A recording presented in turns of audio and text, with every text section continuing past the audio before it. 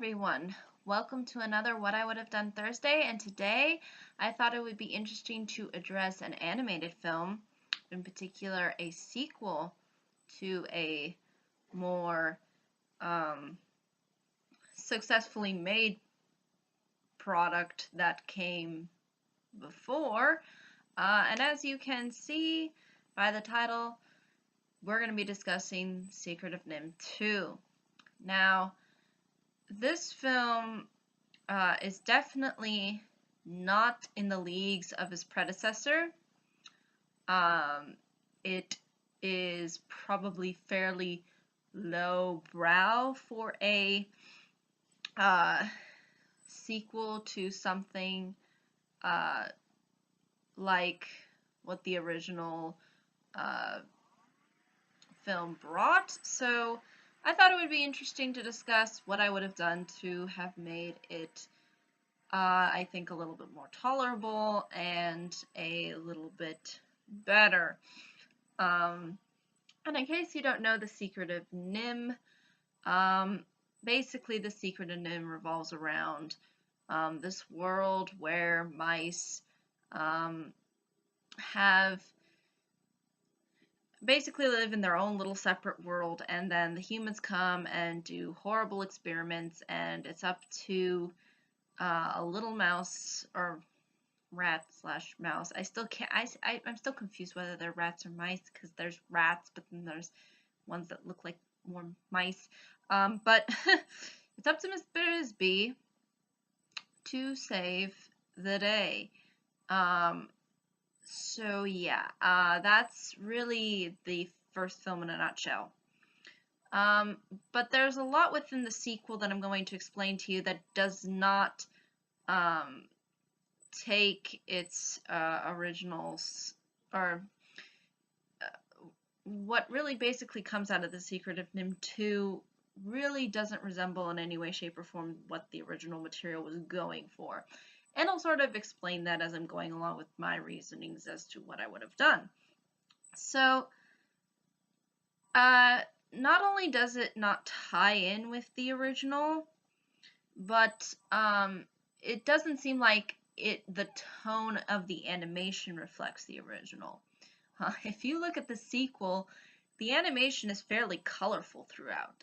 There's only maybe a little bit of dark moments here and there, but for the most part, it is pretty much sunshine and rainbows. The only time when you see any kind of dark colors is when they're going off to rescue the people that they are, or animals that they're supposed to rescue. So the heroes. So yeah, that's a thing that I thought made this film seem fairly off from the original. It was almost like they said, yeah, everything's a-okay now, so we're going to draw sunshine and rainbows. And then in a way, everything's still not a-okay, because apparently there's this prophecy where Miss Brisby's son, whose name is Timothy, is gonna, or Timmy, excuse me, is gonna ultimately be the hero to stop Nimh from doing horrible things. So, yeah, it's a little bit of a stretch from what the original work did, because the original work made it out to seem like Miss Brisby was the hero. But again, I think they could have still made a scenario into which her son sort of carries on that heroism, but it's just the way that they execute the heroism that ultimately is what leads to this film's downfall, because Timmy does not display any amount of characteristics that would make him a hero, or he doesn't even develop into a hero. And I think the reason being is just that the film excuses it for a prophecy, and that Timmy is automatically hero because the wise sage within the original film said so. apparently, at least from what I could tell from the sequel, claimed that he was supposed to be the prophet, or supposed to be the savior, Messiah, whatnot. So that I think was a real detriment to the film, because it doesn't allow for Timmy to really grow and develop as a character and ultimately become the hero.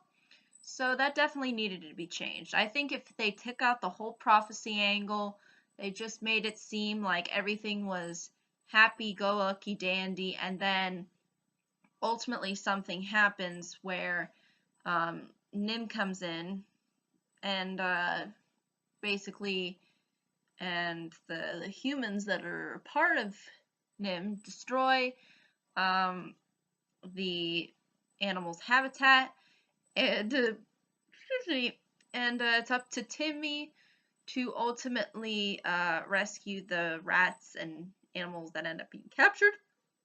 Excuse me. And he meets some colorful characters along the way, and so on and so forth. It could have been a rescue story in that sense. And then they also could have explored sort of the aftermath into how they go and try to find a new place to ultimately stay. And, revive their, I guess, population of rats/mouses. So that is, I think, that plot I think would have worked well. But unfortunately, the film, what it does is it, again, not only puts in this prophecy angle, but doesn't make the it doesn't make out Timmy to be a plausible hero. You have to, when you're creating a hero, you have to give us this idea that the hero could possibly save the day, and really Timmy doesn't give off any level of skills that would be associated with a hero. Now there's another thing that this film does that I think really irked the fans of the first film, and to be honest, when I saw it initially, I just laughed. I just thought it was the most hilariously stupid thing that they could have done with this sequel. And that was to make Timmy's brother a villain. Or actually the main villain, even. They don't really make it about so much Nimh as it is as Nimh being sort of the villain, and humans, but Timmy. Or Timmy's brother, excuse me. And the reasoning for this is he turns insane because of the experiments they do on him, and then therefore he becomes the monster and, comes the evil. Now, on paper, it sounds, okay, this is the thing about these kinds of things. It sounds good on paper, but the thing is you're dealing with rats here, You're not dealing with big, aggressive, I don't even know if rats really are carnivores, really. I don't think they are. So you're not even dealing with this an animal that we would associate as being feared from. If this was a story about tigers being, experimented on, and then a tiger turns bad, yeah, that could be possible that he would be the villain, because we see him as a sort of threat.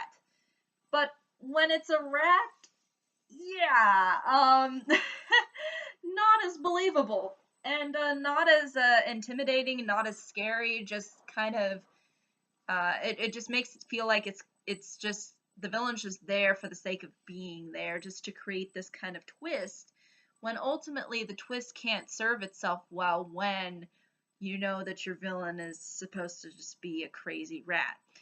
And then he has like these visions of wanting to take over the world, which again I think are really ridiculous and don't serve a purpose to the story. But what I think they could have done with Timmy's brother is they could have made him turn bad because of the poisons that Nim was giving the animals. And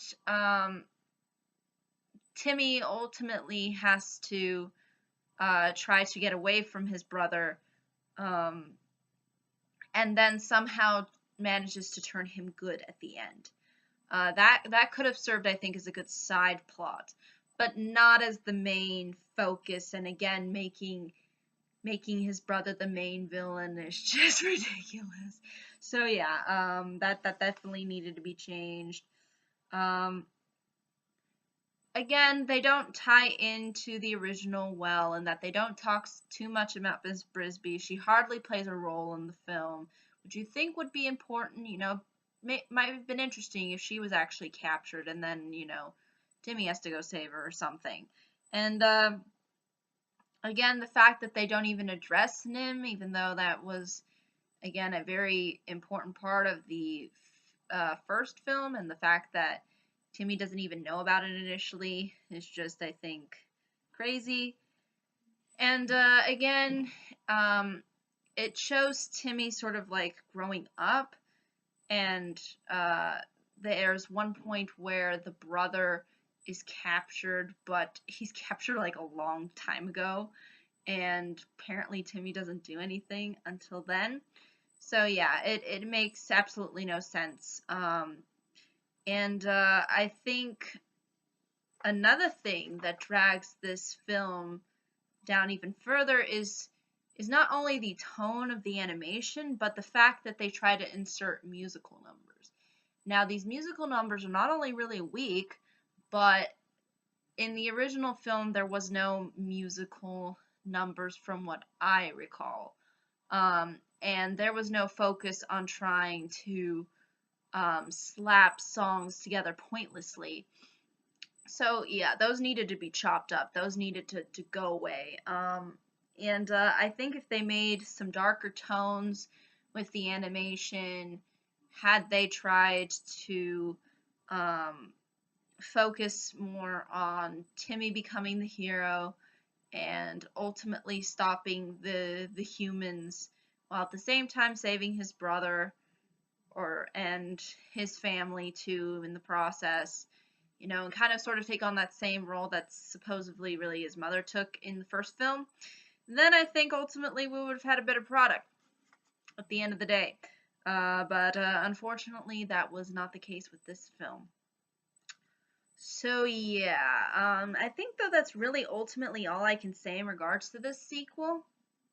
I think had they done these simple things, there ultimately would have been a stronger sequel. I don't think that that throwing a sequel or that not having a sequel for this film would have been either a bad or a good idea. I think they could have had a sequel for this film, or they could have chosen not to have a sequel for this film. But I think this was a pure cash grab, and I think Don Bluth knew it because he knew that this film was kind of generating a cult following. So I think it only makes sense that a sequel would come to try to resurge that kind of cult following that this film ultimately ended up um, uh, having. So yeah, a lot of problems. Definitely, the first film is a lot stronger. I don't think the first film is actually that great, but at the same time, I will acknowledge that the first film did a lot better job than the sequel did. So yeah, if you are interested in checking out the first film, I would definitely check out the first film, um, so that you have sort of a better understanding of what I'm talking about. But again, I think I tried to lay it out in the simplest terms that I could, in that most of it wasn't true to its original film, and as a result, we get weak plot, weak characters, weak story, and we get a very bizarre shift in tone that doesn't really work to the film's advantage. So, yeah, I think that that's really ultimately all I can say. Um, But again, if there are any questions, comments, concerns, more than happy to answer them. Thank you so much for watching. I hope you all have a pleasant day, week, month, and year, and I hope to see you on the next video. Take care. Bye-bye.